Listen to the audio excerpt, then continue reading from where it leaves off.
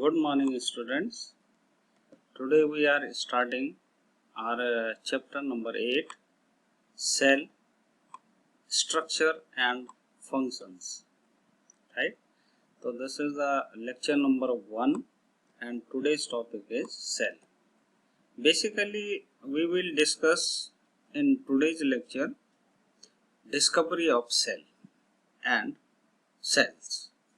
Right? So first of all, discovery of cell. Every student should know who discovered the cell. Now, before going to discovery, we should know about the cell.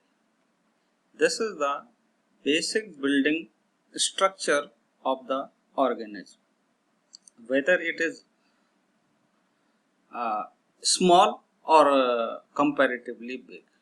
जैसे आप मकान को देखते हैं, मकान जो है वो ब्रिक से बना होता है, छोटी छोटी ब्रिक से मिलके बना होता है, ठीक है ना। कोई भी घर है वो ब्रिक से बन के, ईंट से बना। तो brick is the basic building unit of house और होम और building. Similarly the body of the organism is made of small units. This small unit is called cell. Now we are going for the discovery of cell.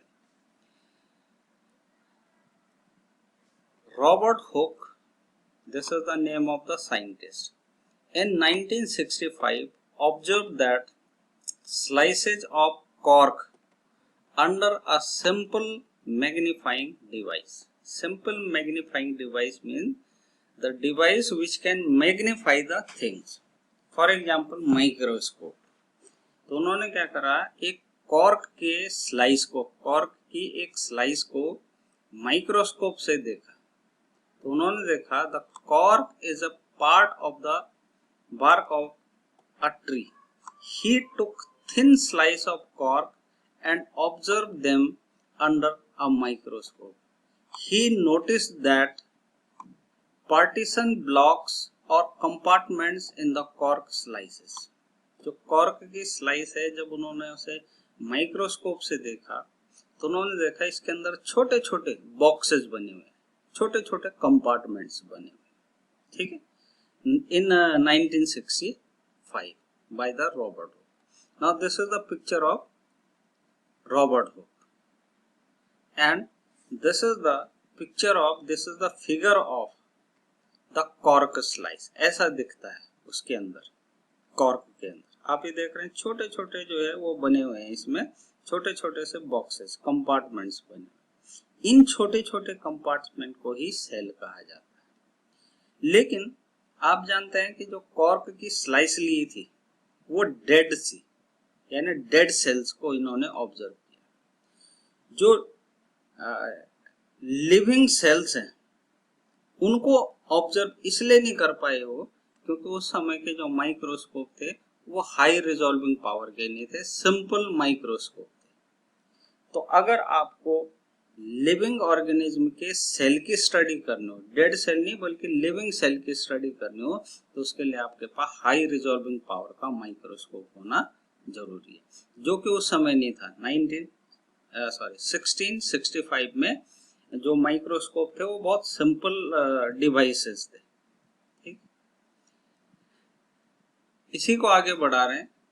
The boxes appeared like honeycomb, ठीक है ना। जैसे आपने देखा होगा वो जो honeycomb होता है उसमें आप देखते हैं छोटे छोटे बॉक्सेज बने रहते हैं, ऐसे ही उनको माइक्रोस्कोप से दिखा कॉर्क के अंदर, ठीक है।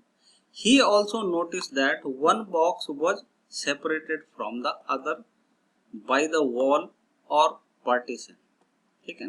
अब ये जो छोटे छोटे बॉक्सेस थे एक दूसरे से अलग थे, एक वॉल थी उनके बीच में, ठीक है ना, या यूं कहें कि पार्टीशन था उनके बीच में। जैसे घर होता है, घर के अंदर कई सारे रूम्स होते हैं, बीच में वॉल होती है, पार्टीशन होता है, ठीक है। तो hook coined the term cell for the each box. अब जो छोटे छोटे बॉक्सेज उन्हें दिखाई दिए उनका नाम उन्होंने क्या रखा, cell. cells of living organism could not be observed only after the discovery of improved microscopes. तो मैंने आपको बताया कि जो लिविंग ऑर्गेनिज्म की सेल्स हैं उनको जो है सिंपल माइक्रोस्कोप से ऑब्जर्व नहीं किया जा सकता था, तो उसके लिए पहले इम्प्रूव्ड माइक्रोस्कोप्स बनाए गए, यानी हाई रिजॉल्विंग पावर के माइक्रोस्कोप्स बनाए गए, फिर उसकी हेल्प से उनको स्टडी किया गया। ठीक, अब चलते हैं सेल। द सेल, अब देखिए इसका नाम सेल क्यों रखा गया। लैटिन वर्ड में सेला का मतलब होता है स्मॉल रूम्स।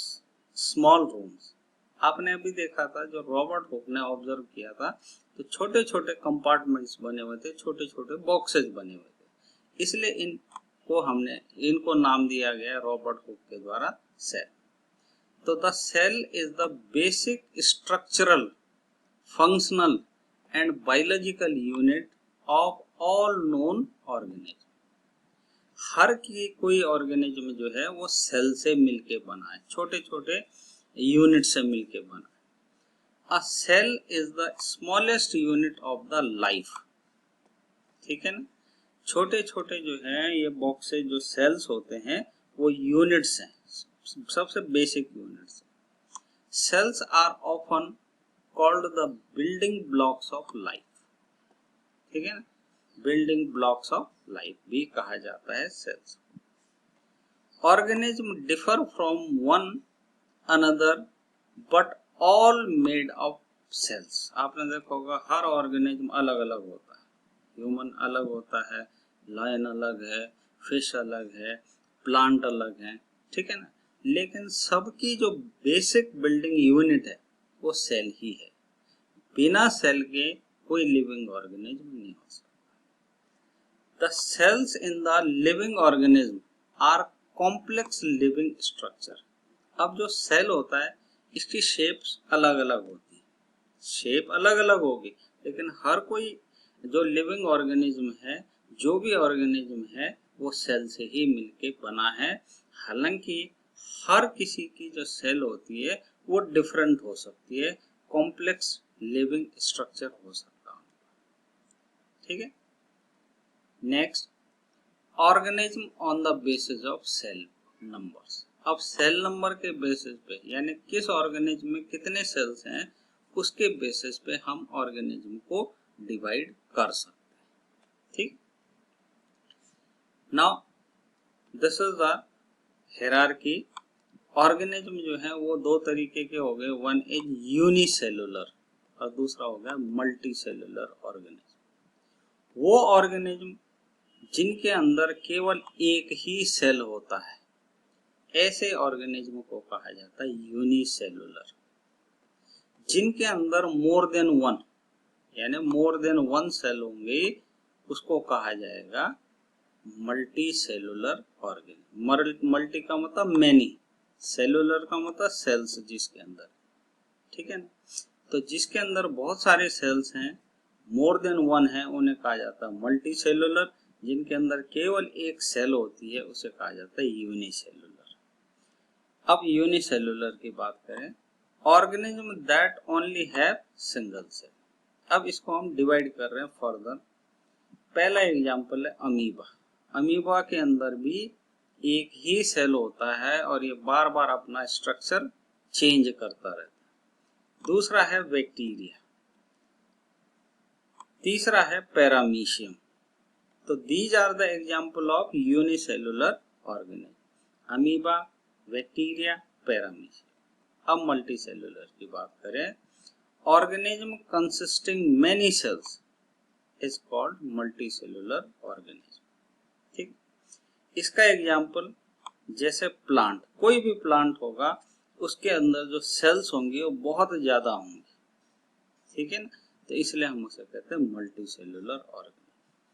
एनिमल, अब एनिमल अलग अलग कैटेगरी के होते हैं, हर किसी के अंदर जो है वो बहुत सारे सेल्स होते हैं, इसलिए जो है हम एनिमल्स को भी मल्टी सेलुलर ऑर्गेनिज्म में काउंट करते हैं।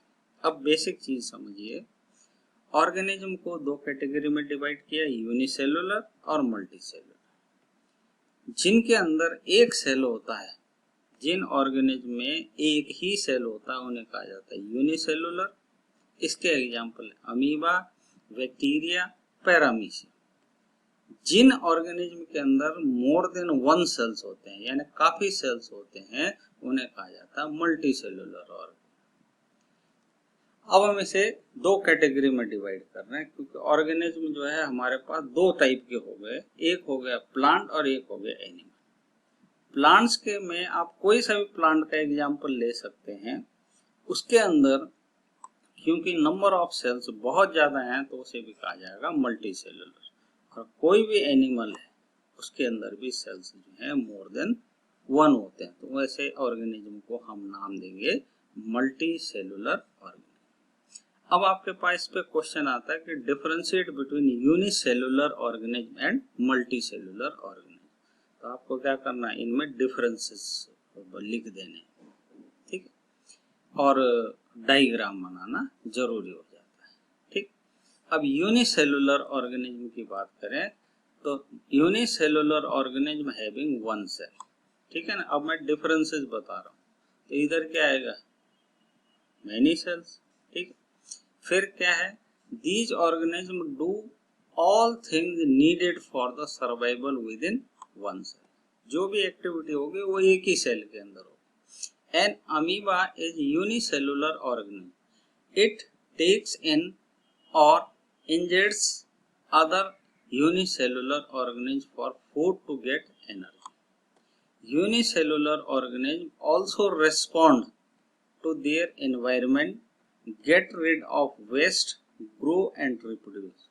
Unicellular organisms include both bacteria and archaeans.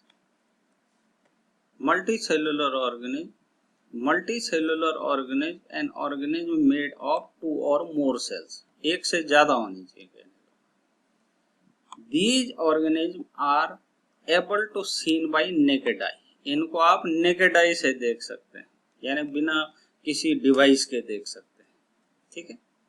These organisms need all part of itself or to survive. देखिए यहाँ पे एक वर्ड आया बाय द नेकेड आई।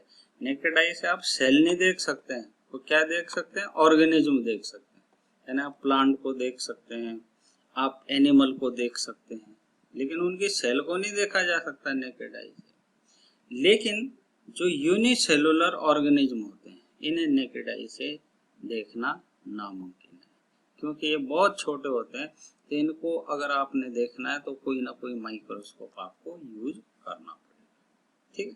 तो आज हमने पढ़ा ऑर्गेनिज्म को नंबर ऑफ सेल्स के बेसिस पे कैसे डिवाइड करते हैं और कौन कौन से होते हैं। कल हम साइज और शेप की बात करेंगे ऑर्गेनिज्म की, और सेल चैप्टर को आगे बढ़ाएंगे। Thank you very much.